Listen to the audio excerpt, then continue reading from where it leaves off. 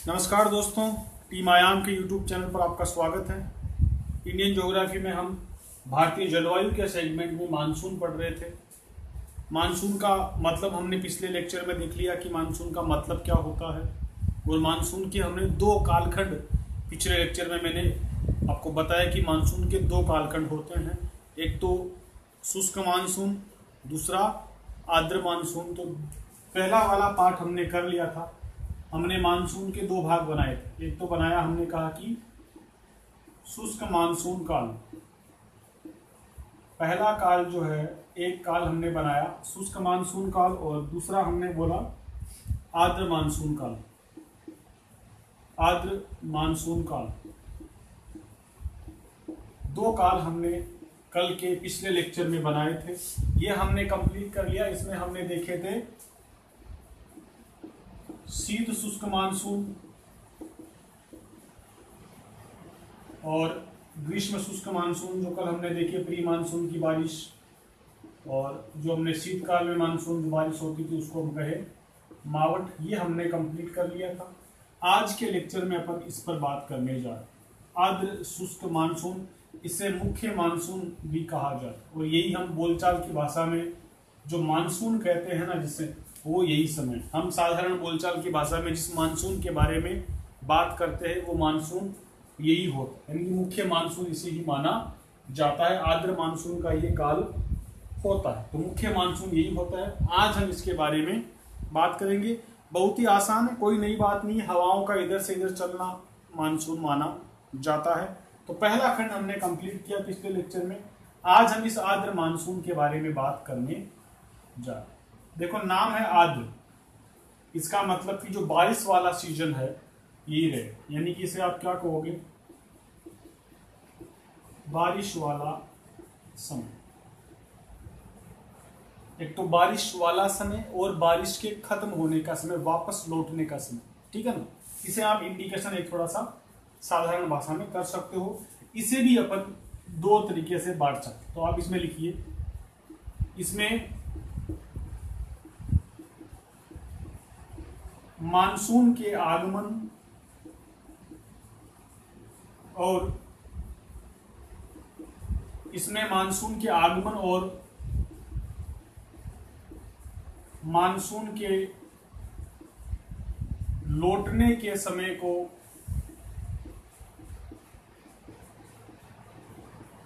शामिल करते हैं। इस वाले आर्द्र मानसून काल में हम एक तो मानसून का आगमन, जो आपका जून जुलाई का समय होता है ना, ये जो मुख्य बारिश वाला समय है, एक तो ये समय इसमें जोड़ते हैं। एक वो समय जब पूरा मानसून आने के बाद वापस लौटता है, हवाएं वापस अपनी दिशा चेंज करती है, वो समय, इन दो टाइम को इसमें शामिल किया जाता है आर्द्र मानसून काल में।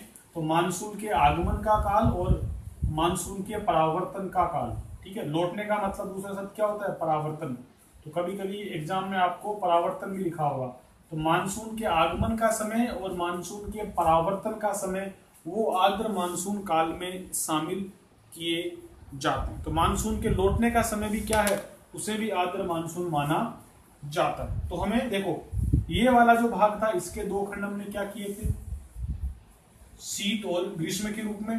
तो इसी आर्द्र मानसून के भी दो भाग हो जाएंगे, एक तो मानसून का आगमन और एक मानसून का लौटना। जिस तरह से हमने शुष्क मानसून के दो भाग बनाए थे, है ना, शीत शुष्क मानसून और ग्रीष्म शुष्क मानसून, उसी तरीके से हमें आर्द्र मानसून के भी दो भाग मिल जाएंगे। एक तो मानसून के आगमन वाला समय और एक मानसून के लौटने का समय, यानी कि मानसून के परावर्तन का समय, कि मुख्य मानसून इसे ही माना जाता है। तो हम इन दोनों भागों के बारे में बात करते। एक तो कौन सा है, मानसून का आगमन। पहला क्या हो जाएगा, मानसून का आगमन, ठीक है। समय आपको पता है, समय क्या है, इसको क्या मानेंगे हम, समय इसका क्या मानते हैं, मध्य जून से लेकर के सितंबर तक। मध्य जून से सितंबर, 1 जून से हो जाता है वैसे, पर अपन मध्य जून से इसको एक प्रचंड इसकी शुरुआत मान लेते हैं। तो मध्य जून से लेकर सितंबर तक ये मानसून का आगमन का काल है, ठीक है। और भाई मानसून आ रहा है, इसका मतलब हमारे इधर बारिश शुरू हो रही है। भारत में बारिश का जो मौसम है, मुख्य बारिश का मौसम ये वाला समय होता है। जून से सितंबर तक का जो समय है ये मुख्य बारिश का समय होता है। अधिकांश बारिश इसी समय होती है। भारत में अधिकांश बारिश, लिखिए आगे नोट्स में, भारत में अधिकांश बारिश इसी समय होती है। कितना प्रतिशत होती है? कुल बारिश का 74% इसी मुख्य मानसून के यानी कि मानसून के आगमन के समय में ये बारिश, 74% बारिश जो है इसी मानसून के आगमन वाले समय में हो जाती है। इसके बारे में वही है ना, हवाएं जो होगी वो आपको पता है, हवाएं किधर से किधर चलेगी। हवाएं इस समय, हवाओं की दिशा क्या होगी? महासागर से स्थल की ओर, तभी तो बारिश कर रही है ना। देखो 74% बारिश कर रही है, इसका मतलब हवाओं की दिशा किधर से होगी? जल वाली जगह से स्थल वाली जगह की ओर होगी। तो इस समय हवाओं की दिशा अगर आपसे पूछे कि इस समय जो बारिश का मौसम है मध्य जून से सितंबर, इस समय क्या होगा? यहाँ तो क्या होगा? यहाँ तो होगा निम्न दाब। जमीन वाले हिस्से पर, स्थल वाले हिस्से पर तो होगा निम्न दाब, और महासागर वाले हिस्से पर क्या होगा?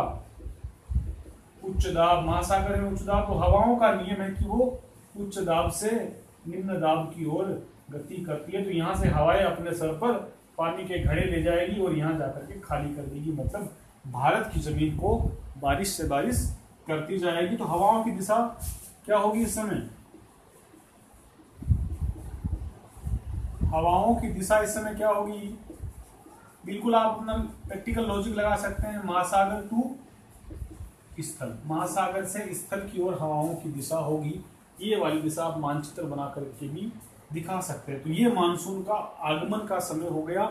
जून से लेकर सितंबर तक अधिकांश बारिश इसी समय होती है। लगभग 74% बारिश भारत की इसी समय होती है। भारत में हवाओं की दिशा आपको महासागर से स्थल की ओर मिलेगी। अंडरस्टूड है, इसमें जरा दिमाग लगाने की आवश्यकता भी नहीं पड़नी चाहिए। अगला है मानसून का निवर्तन या परावर्तन, वापस लौटने का समय। मानसून के निवर्तन का काल, मानसून के लौटने का समय। आप तो देसी भाषा में याद रखो, मानसून के लौटने का समय। दूसरा कौन सा है? मानसून के लौटने का समय। इसका मतलब क्या है? देखो लौटने का समय क्या होता है, देखो इधर से मानसून गया उस तरफ, अब यहां जाकर के हिमालय से वापस, क्योंकि हिमालय पर जाकर ही खत्म हो जाएगा, वहां टकराकर इसकी क्षमता खत्म हो जाएगी, उससे आगे ना के बराबर बढ़ेगा। यहां से हवाएं जा रही है ना, ये हमारा हिमालय पर्वत यहाँ होगा, उस हिमालय पर्वत से आगे ये नहीं जा पाएगा, उधर तक ही इसकी पूरी यात्रा होती है। अब यहां तक जाने के बाद ये क्या होगा, फिर टाइम भी चेंज होगा ना। देखो यहाँ ये जून में शुरू हो गया, सपोज करो ये जून से हवाएं चलना शुरू हुई, सितंबर, आधा सितंबर तक जाकर ये इनकी क्षमता खत्म हो जाती, हवाएं फिर नहीं बढ़ती। फिर हमें धीरे धीरे क्या होता है, सर्दी का मौसम आने लगता है। मतलब ये जो जगह जो पहले गर्म हुआ करती थी, ये जगह अब कैसी होने लग जाएगी, अब ये जगह ठंडी होने लग जाएगी। और जैसे ही जगह ठंडी होने लगती है, वहां पर कौन सा दाब बनने लगता है, वहां पर अब जो है उच्च दाब की स्थिति बनने लगती है। कब? जब यहाँ सर्दी का मौसम आएगा। जब तक यहाँ गर्मी का मौसम था तो ये तपता था, और जब तापमान ज्यादा होता है तो निम्न दाब की स्थिति बनती है। लेकिन अब कौन सा महीना आ जाएगा, सितंबर तक, क्योंकि आगमन वाला समय तो सितंबर तक जाकर खत्म हो जाता है। सितंबर के बाद जो है यहाँ पर सर्दी का मौसम, सर्दी की स्थितियां पैदा होना शुरू हो जाएगी। हम जानते हैं कि जब ठंड पैदा होती है, ठंड होती है, शीतकाल का समय आता है, तो उच्च दाब की स्थिति बनती है। और हवाओं का नियम, उच्च दाब से निम्न दाब की ओर। जो अब यहाँ पर पहले उच्च दाब था, वो क्या बन जाएगा, इधर यहाँ निम्न दाब बन जाएगा महासागर वाली स्थिति में, ठीक है। इधर से पवने इधर गति करना शुरू करेगी। समझ गए बात को? तो अब ये कौन सा समय है, ये जो हवाएं इधर गई थी उनके वापस लौटने का समय है। कौन सा टाइम होगा उनके वापस लौटने का? मध्य सितंबर से लेकर आपका दिसंबर के बीच का समय, सितंबर से मध्य दिसंबर के आसपास का समय। कौन सा समय होगा ये वापस लौटने का समय जो होगा, वो कौन सा होगा? मध्य सितंबर से, या आप से कह सकते हो मध्य सितंबर से दिसंबर का समय, इसी के मतलब सितंबर, अक्टूबर, नवंबर, दिसंबर के आसपास का समय, ये जो टाइम होगा, ये समय जो होगा, ये मानसून के लौटने का समय है। मतलब जो पवने इधर से उधर, मैं आपको वापस इसमें बना के दिखा दूं, एक वापस चित्र बना लीजिए आप इसको हल्का सा। हमने पहले क्या देखा था, यहां पहले यहां गर्मी थी तो यहां से पवने गई थी, ठीक है। अब क्या हो गया, कौन सा महीना आ गया, सितंबर से दिसंबर के बीच का टाइम। इसका मतलब कि अब यहां पर क्या होगी, ठंड होगी। ठंड होगी तो हमें पता है कि ठंड में उच्च दाब। याद कर लो इस चीज को, क्योंकि अभी मैं इसको समझाने बैठूंगा तो बहुत ज्यादा टाइम लग जाएगा। अभी फिलहाल रेक्टिफिकेशन करके हमको याद करना है कि ठंडी वाली जगह मतलब उच्च दाब। तो यहाँ अब सितंबर, अक्टूबर, नवंबर, दिसंबर के समय इस वाले भाग पर, स्थल वाले भाग पर, उत्तरी भारत में, ठीक है, यहाँ पर क्या होती है, यहाँ पर ठंड होना शुरू कर देती है, मतलब उच्च दाब की स्थितियां बनने लगेगी। और हमने इधर जो महासागर वाला ये इलाका है, यहाँ पर क्या होगा, यहाँ पर वो अपेक्षाकृत उतना ठंडा नहीं होगा, मतलब कम ठंडा होगा, यानी गर्म नहीं कह सकते, कम ठंडा कहोगे। तो हवा का नियम है कि वो ठंडे से कम ठंडे की ओर गति करेगी। तो अब वाले इस समय हवाएं कैसे गति करेगी, हवाओं की गति कैसी होगी, हवाएं इस तरीके से गति करेगी, यहाँ से जो भी हवाएं बनेगी वो यूं चलेगी, ठीक है। तो इस वाले समय में हवाओं की दिशा बदल जाएगी। और हम इतना तो जानते हैं, मानसून में हवाएं या तो ऐसे चलेगी या वैसे चलेगी। तो एक तो हुआ मानसून के आगमन का काल, दूसरा वाला मानसून के लौटने का काल। तो मानसून के लौटने का काल ये वाला हुआ, हवाओं की दिशा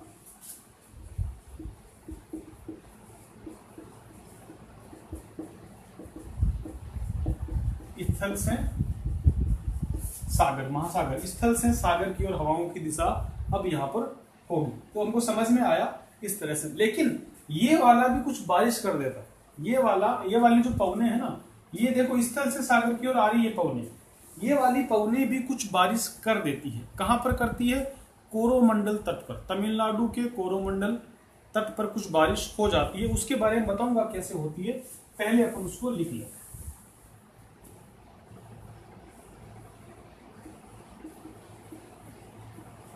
मानसून के लौटने के समय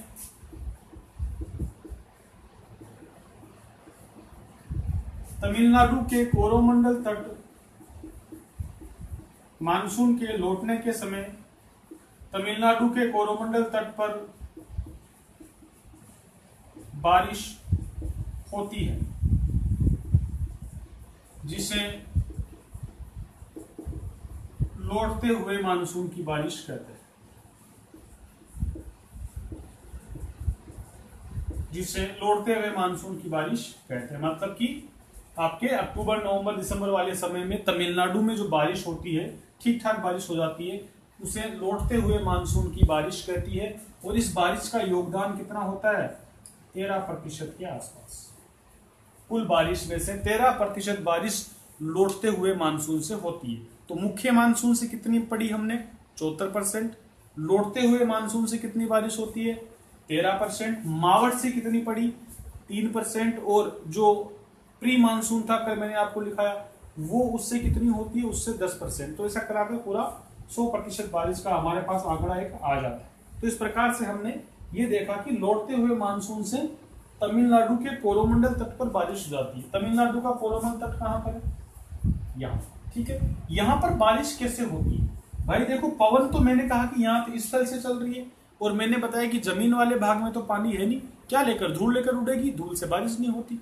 तो जमीन वाले हिस्से में जब चल रही है तो इसके पास तो पानी नहीं है। हाँ, इन वाली पवनों के पास तो पानी नहीं है, लेकिन जो इधर से आ रही है ना, ये इस बंगाल की खाड़ी वाले इलाके से थोड़ा पानी उठा लेती है। भाई रास्ते में आप चल रहे हो, जहां से आप रवाना हुए वहां तो पानी नहीं था, लेकिन बीच में थोड़ा रास्ते में कहीं पर पानी मिल गया, है ना, तो आपने वो पानी साथ में ले लिया और यहाँ आकर के वो अंततः तमिलनाडु के कोरोमंडल तट पर उससे बारिश करवा दी। तो ये इस प्रकार से तो कोरोमंडल तट पर बारिश हो जाती है। होता है ना भाई, जहां से अपन आए, जहां से अपन, जिस गांव से अपन रवाना हुए, उस गांव में कोई विशेष चीज नहीं थी तो हमने वो नहीं खरीदी, लेकिन रास्ते में कोई ऐसी जगह आई कि वहां से कोई अच्छी चीज मिली तो हमने ट्रेन में से उस चीज को ले लिया। तो उसी तरीके से जो यहाँ से पौने निकली, जब रवाना हुई वापस, उस समय तो स्थल था वहां से, तो वहां तो कुछ था नहीं, लेकिन रास्ते में इधर थोड़े से भाग में क्या हुई, कुछ पौनों के रास्ते में बंगाल की खाड़ी वाला इलाका मिला। तो ये बंगाल की खाड़ी से हवा इन्होंने वाष्प उठा ली, मतलब पानी उठाया, नमी उठाई, और ये अंततः कोरोमंडल के तट पर इन्होंने बारिश कर दी। तो ये बारिश क्या क्या कहलाती है, लौटते हुए मानसून की बारिश कहलाती है। 13% बारिश इससे होती है। तो इस प्रकार से हमने ये भारत में बारिश होने का सिस्टम पढ़ा। ये आपका मानसून का एक वर्गीकरण जो हमने देखा था, शुष्क मानसून और आर्द्र मानसून। मुख्य मानसून यही होता है, मतलब जो अभी चल रहा है जुलाई का महीना, इस जुलाई के समय जो बारिश होती है ये मुख्य मानसून की, और हमने देसी भाषा में मानसून का मतलब इस बारिश वाले मौसम से ही लगा रखा है। तो इस प्रकार से हमने ये मानसून को कंप्लीट किया। तो अब अभी आपके जो सवाल बन सकते हैं वो अब उसमें आपका क्रम बन सकता है कि भारत में बारिश का वर्गीकरण, ठीक है, मतलब कि कौन सा, मानसून के आगमन से, मानसून के आगमन का समय, उससे कितनी होती है, 74% बार होती है, ठीक है। अगला कहें तो लौटते हुए मानसून से कितनी होती है, 13% के आसपास होती है। और तीसरा कौन सा, प्री मानसून से, ऐसा पूछ सकता है आपको, क्रम पूछ सकता है कि किससे सर्वाधिक होती है, उसके बाद किससे होती है। इससे आपके 9 से 10% होती है। और ये जो चौथा बचा कौन सा, ये आपका शीतकालीन हो जाएगा, शीतकालीन, या फिर कहोगे पश्चिमी विक्षोभ से, ये कितनी होती है, 3% होती है। तो ये इस प्रकार से कुल बारिश देखो, 74, 13 और 13, ये 26 हो जाएगा, और 74 सही तो है, ये 10%, इसको 10 ही कर ले पूरा, अच्छा कंफ्यूजन खत्म हो जाएगा। ये पूरा बारिश का भारत में सिस्टम होता है। भारत में बारिश का वर्गीकरण हमने देखा कि मानसून के आगमन से 74%, लौटते हुए मानसून से 13%, प्री मानसून से 10%, और शीतकालीन बारिश जो होती है, मावठ जिसे हम राजस्थान में कहते हैं, उससे मात्र 3% बारिश होती है। तो ये हमने इसका वर्गीकरण देखा। तो ये हमने मानसून के संबंध में हमारी बात कंप्लीट हुई। छोटे एग्जाम होते हैं उनमें तो आपका यहीं तक काम चल जाता है, लेकिन मैं आपको इसमें इसके सिद्धांत पढ़ाने का प्रयास भी करूंगा। थोड़ा आपको उसमें अजीब लगेगा, थोड़ा अगर समझ में नहीं आए तो आप मुझे पूछने का काम करिएगा कमेंट में। मैं मेरी तरफ से पूरा प्रयास करूंगा कि आपको बिना जो बेसिक के पार्ट हमने किए नहीं है, हमने फिजिकल ज्योग्राफी कंप्लीट नहीं किया है, पहले हम डायरेक्ट इंडियन ज्योग्राफी पढ़ रहे हैं, तो हो सकता है कि आपको वो पार्ट जो इसके सिद्धांत होते हैं बारिश होने के, मानसून के भारत में सिद्धांत होते हैं, वो थोड़े अजीब लगे, लेकिन अपने को उसको करना। तो पहला सिद्धांत अपन हम पढ़ लेंगे, मानसून के सिद्धांत, ठीक है। मानसून की उत्पत्ति के सिद्धांत क्या क्या होते हैं। ये हमारा मानसून तो कंप्लीट हो गया है। अब हम क्या कर रहे हैं, हम इसकी उत्पत्ति की, भाई ये ऐसा होता क्यों है, ये ऐसा भारत में ही क्यों होता है, ऐसा क्या वजह है, ऐसा क्यों होता है। तो भारत में कुल मिलाकर भारत के अंदर बारिश की वजह हमको पढ़नी है, बारिश होने की वजह, ये जो मानसून की बारिश है ना, इसकी वजह हमें पढ़नी है। तो मानसून के सिद्धांत हमको देखना है। मानसून के सिद्धांत, ठीक है। पहला आज एक कराऊंगा मैं 20 वीडियो में। पहला होगा परंपरागत सिद्धांत,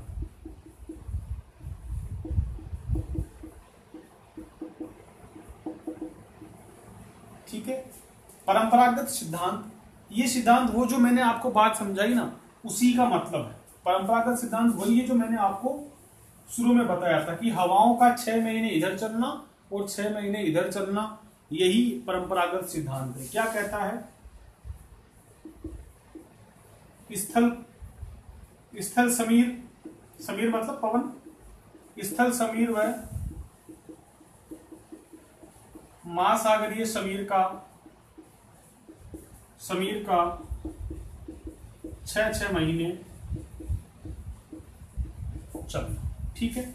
इसकी पूरी व्याख्या करने की मुझे जरूरत नहीं, इसमें आप समझ जाओगे कि क्या कहानी है। जो कहानी मैंने आपको शुरू में बताई थी वही ये सिद्धांत है, मतलब परंपरागत, जो परंपरा से हम इसको मानते आ रहे हैं। हमने परंपरागत तौर पर जिन चीजों को माना है वही चीजें हमें इसके अंदर समझनी है। मतलब स्थल समीर मतलब ये स्थल वाला भाग है, ठीक है, और ये महासागर वाला भाग,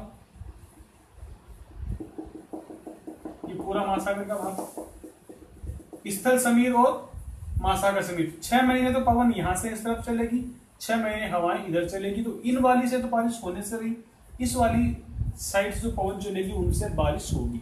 ऐसा क्यों होता है, इनसे बारिश क्यों होती है, ठीक है, तो इनसे बारिश क्यों होती है, क्योंकि जो ये पवन चलेगी स्थल पवन, इनसे तो बारिश होगी नहीं।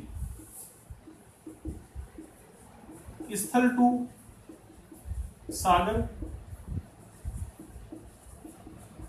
सिंपल सी बात है, आप देखो नो बारिश, लेकिन सागर टू स्थल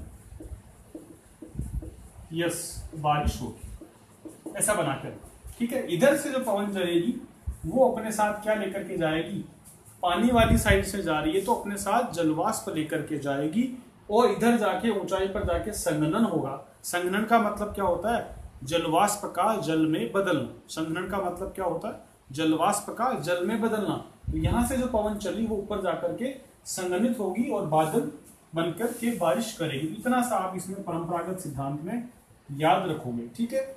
ये क्या बोलता है सिद्धांत की, गर्मियों के दिनों में, ये सिद्धांत क्या बोलता है, गर्मियों के दिनों में, लिखिए आगे इसमें, गर्मियों के दिनों में ये सिद्धांत क्या बोलता है, गर्मियों के दिनों में, गर्मियों के दिनों में, गर्मियों के दिनों में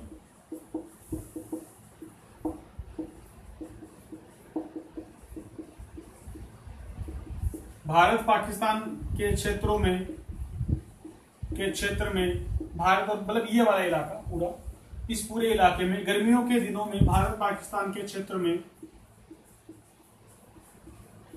निम्न दाब के क्षेत्र बन जाते हैं, जबकि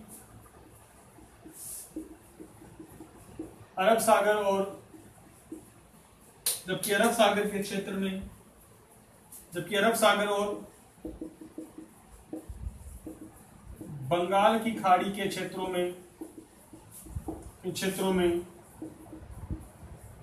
उच्च दाब बना रहता है। अब इतनी सी बात कह दी तो आप समझ जाएंगे। अब हवा क्या होगी, उच्च दाब से निम्न दाब की ओर चलती, अतः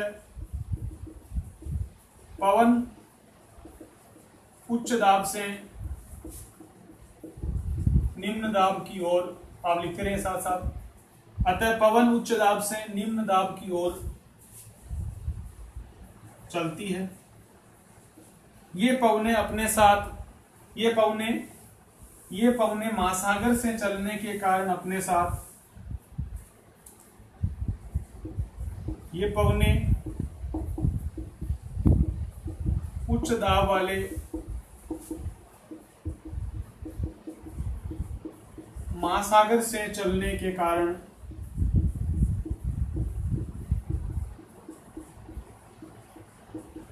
अपने साथ जलवाष्प लेकर चलती है, जिसे ये आगे चलकर भारत में निम्न दाब वाले क्षेत्र पर बारिश के रूप में उतार देती है। जो जलवाष्प ये लेकर के चली थी, उस जलवाष्प को ये बारिश के रूप में भारत के क्षेत्र में उतार देती है। साधारण भाषा में हमारा यही परंपरागत सिद्धांत है, यही हमें मानसून के बारे में समझ विकसित करनी है, ठीक है। अब इसके उल्टा लिखना हो तो क्या होगा, जब वापस यहाँ सर्दी के दिन आएंगे, इसको जस्ट उल्टा करना है। एक पार्ट हो गया ना ये वाला, ये पवने उच्च दाब वाले महासागर से उधर चलती है, तो महासागर की तरफ से जा रही है, वहां पर उच्च दाब है, तो जाहिर सी बात है वहां से जलवाष्प लेकर के जाएगी, ठीक है। तो अपने साथ जलवाष्प लेकर के जाती है, आगे जाकर ये निम्न दाब वाले क्षेत्र में ये अपने पानी को गिरा देती है और वहां पर बारिश उतार देती है। अब यहाँ पर जब सर्दी का मौसम आएगा तो यहाँ क्या हो जाएगी, ठंड हो जाएगी, और यहाँ अपेक्षाकृत क्या होगी, कम ठंड होगी। तो ठंडी वाली जगह से पवन को तो चलना है, पवन ठंडी वाली जगह से गर्मी वाली जगह पर आएगी, लेकिन वापस आते वक्त इसके पास कुछ नहीं होगा क्योंकि वहां पानी नहीं है।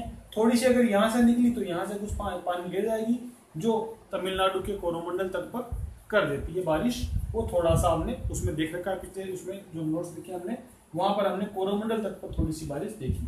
तो ये हमारा परंपरागत सिद्धांत है। अब ये सिद्धांत पूरी तरीके से सही नहीं है, ये केवल परंपरागत है, ठीक है। बड़े बुजुर्ग जैसे कहते आए ना, वैसे हमने माना है। हेल नामक वैज्ञानिक ने सिद्धांत दिया था, पर इसमें कुछ खामियां हैं। ये 100% सही नहीं है। ये बेसिक नॉलेज है, भाई किसी को कुछ समझाना हो ना फटाफट, तो इससे समझा के उसको कुछ समय के लिए हम संतुष्ट कर सकते हैं। लेकिन ये वाला सिद्धांत जो है ये 100% सही नहीं है। ये वाला सिद्धांत पूरी तरह से भारतीय मानसून पर सटीक नहीं बैठता, इसमें कुछ खामियां जैसे हम मालूम करें, अगर ऐसा ही होता तो भारत में लगातार 6 महीने बारिश होनी चाहिए, क्योंकि 6 महीने हवाएं हमें, ये सिद्धांत क्या बोलता है, ये सिद्धांत कहता है कि 6 महीने हवाएं इधर से इधर चलेगी, 6 महीने इधर से इधर चलेगी, तो कम से कम 6 महीने लगातार बारिश होनी चाहिए। लेकिन हमारे यहाँ 6 महीने बारिश नहीं होती, ठीक है ना। इसमें ऐसी कुछ खामियां हैं।